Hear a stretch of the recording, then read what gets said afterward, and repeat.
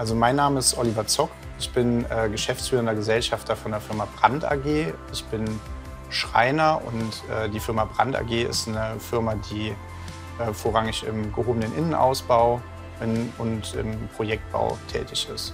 Also meine Schwester und ich haben 2019 die Firma übernommen und wir haben dann relativ schnell den Gedanken gefasst, dass wir auch eine zusätzliche Produktionshalle planen bzw. bauen müssen. Wir haben uns eigentlich darauf fixiert, eine Stahlhalle zu bauen, weil wir davon ausgegangen sind, dass eine Stahlhalle immer günstiger sein wird als eine Holzhalle.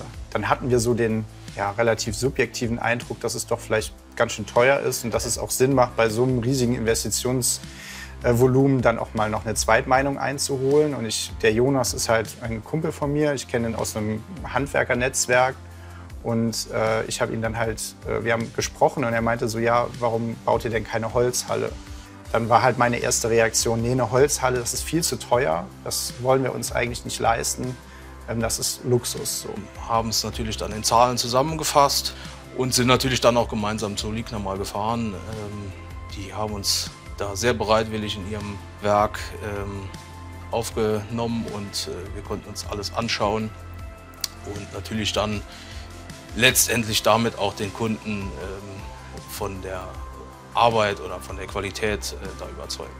Die komplette Bauleistung war im Angebot günstiger als das Angebot von dem Stahlbauer.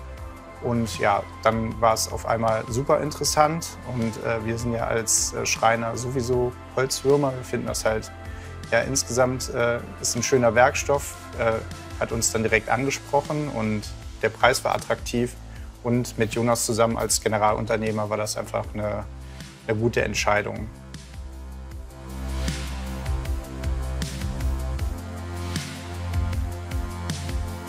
Die Zusammenarbeit war von Anfang an strukturiert und sehr gut und auf einem hohen Niveau. Das Wort sagt es schon, es ist eine Partnerschaft. Jeder ist auf den anderen in gewisser Weise angewiesen.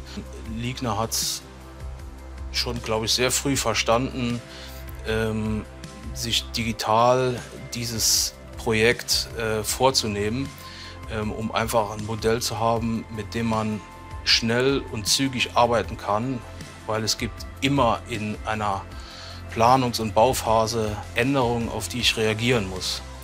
Und wenn ich da sehr schnell arbeiten kann, bin ich flexibel und kann das dem Kunden auch sehr schnell anpassen und genauer abbilden. Also für uns war es sehr wichtig, einen regionalen Baupartner zu haben.